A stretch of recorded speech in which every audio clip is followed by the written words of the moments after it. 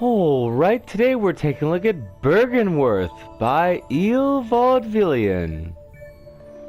Alright, so here we are in Byrgenwerth by Vaudevillian, who I believe may be Mofo Supervillain. Now, I don't really know enough about Byrgenwerth. See, I never... L1, okay, so we got an L1 ability. It lets us get rid of collisions, I believe? Oh! Yes, this is definitely a Mofo Supervillain jam, and that is cool. All I know about Byrgenwerth is what pulled up on Google when I took a look at it, and that is that it's some kind of college in, Bloodborne. Oh, buggery. In Bloodborne, and they do monstery things. Like, Bloodborne seems to be all monstery things, basically. I don't know enough about it. It's, I mean, it's all very Lovecraftian. Hi. We're buggering this. Neat little effect here, though, with how you want to match your color to the block so that you can actually go through. And it's pretty good at, well, getting me confused, that's for sure. Ah, crumbs! Hi. No, crumbs! Alright. Right, so... There we go. This is tough as a race. I do appreciate the toughness, but... Ah, you buggery. You're gonna have them change colors. That's, I mean, that's like a thing. That's a whole thing. And I really like it, but gosh, it's tough. And this is very much in keeping with Villette Supervillains or Vaudevillian. Their kind of style of doing things. Ow! Yeah, like, the races are... While I appreciate them, they are pretty tricky for me as a player, and kind of hard for me to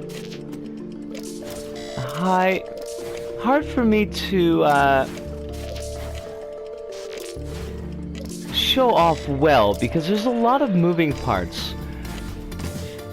Where are we going here? Oh, thank you. I did not think that would actually work. And by not actually work, I mean I figured that I would probably be in the wrong spot. We've only got 15 seconds left. That's not a lot of time. And I'm kind of glad there's a cutscene here, low-key, because that we could actually stop the race here. But we're going to talk about it back at the hub. We'll see you there. See yas! And we're back. And Byrgenwerth by Vaudevillian. And I really hope that I'm saying Byrgenwerth right. I'm not familiar with any of the Bloodborne or Souls games or anything like that, so I might be mispronouncing it, but I would say it's a very solid on, unexpectedly actually, solid on green circle. I say expectedly because I've been playing Vaudevillian's, I always want to say Villian, I don't know why, Vaudevillian's levels for quite a long time now, going back to roughly 15 Minutes Fresh, I think Season 1, when they were publishing under the name Mofo Supervillain, and then later publishing under the name Vaudevillian, and now, I guess, Vaudevillian.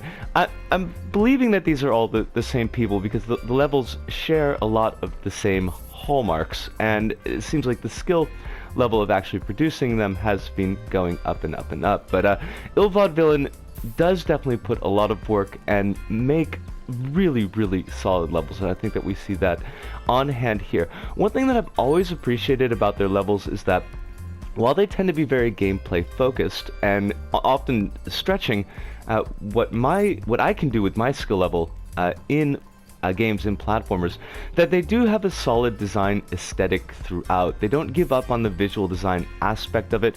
There's usually a relatively simple palette of materials and decorations, but that are used consistently throughout the level to give it its own feel, and I really appreciate that. We've played some levels that have been really great gameplay levels, but have really fallen apart on the visual aspect of them.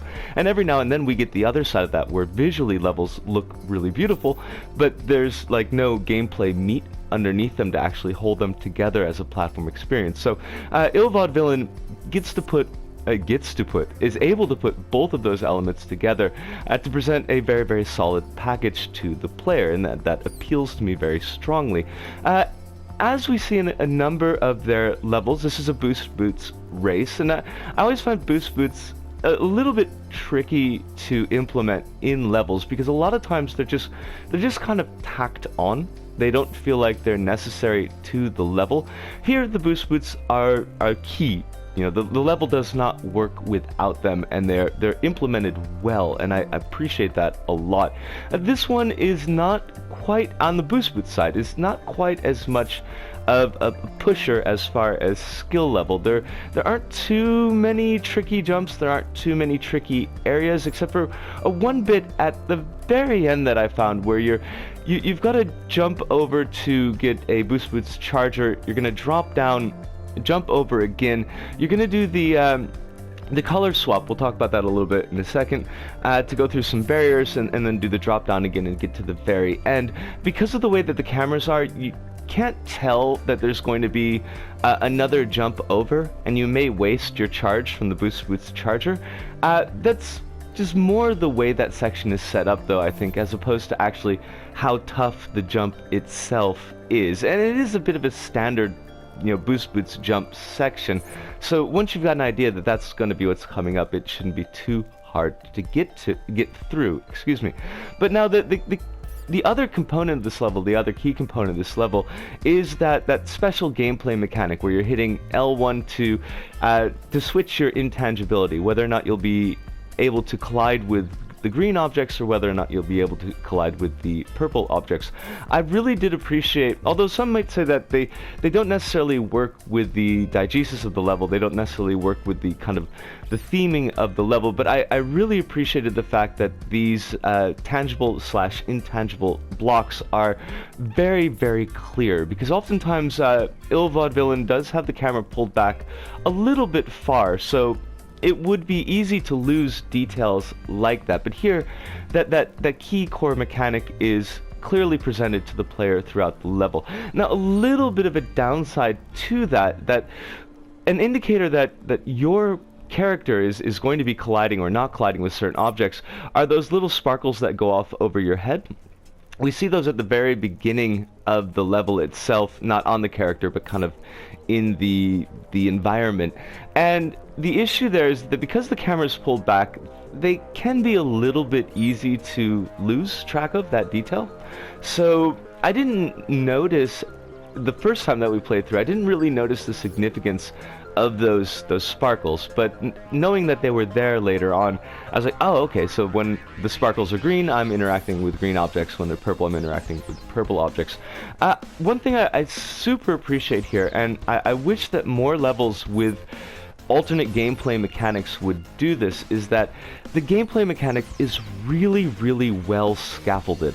That you're not thrown directly into the deep end with this mechanic. You're given relatively simple sections to work with at the beginning, and then the interactions build in difficulty as you go on through the level. It doesn't feel like the difficulty qua mechanic is jumping up and down. It feels like a gradual build up that is increasing the level of challenge and how you're going to be using that throughout the level. And that, I think, is really, really important, because when we're throwing something new at the player, we're throwing something that is not part of the standard gameplay package, and it's going to take a little bit of time to get used to how do I use this thing? How do I interact with the environment? And just making it super tough at the beginning, I think, leads to a lot of frustration. So kind of baby steps, going from something that's a little bit tough to a little bit tougher to really tough, and kind of building up that challenge level. Vaudevillain does that really, really well in this level, and I think that deserves, by itself, that deserves a gold star. I didn't really have, once I kind of knew what I was doing and what was expected of me, I didn't really have too much trouble with the level. There is one bit that is a little bit tricky where you're going to be jumping over, you're going to hit a Boost Boots charger, you want to jump straight up and hit a button, and it's going to cause a platform to shoot out, and you want to kind of get onto that platform. And then quick, you're going to change your intangibility to jump over some spikes and then change it back so that you can land on the platform again. The timing of the platform coming out is really, really quick, and it doesn't waste a lot of time going back in. So it's really easy to mistime the fall from the button to make sure that you actually land on the platform. So that might be a bit tricky for some players. Now, I did play it the second time through in non-race mode, so I could kind of chew over it a little bit more. I'm really bad at races. I think that this is a good race, and I think that if you play through it a few times, and it encourages playing through a few times, it definitely has replayability, that you can kind of figure out the layout of the map and figure out what is expected of you. You could probably get a fairly decent time on the race, but you know, because of issues with the profile corruptions and loading and things crashing, I wanted to make sure that I could have the best chance of sitting down with this and not kind of pressure myself with putting a race on top of it. I've really, really liked this level, and I think players will really enjoy this level. I definitely encourage folks to play it.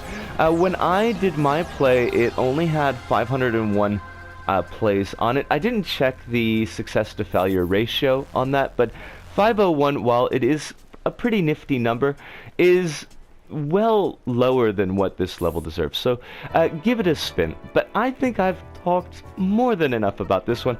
Vaudevillain, you've done a great job. I really, really look forward to more levels from you. I'd love to take a look at more of your levels on stream. But that does it for us this go about. So from me, Disco, here in Osaka, to all of you out there, wherever you may happen to be, thank you. Arigato, arigato, sayonara, see you, and ciao.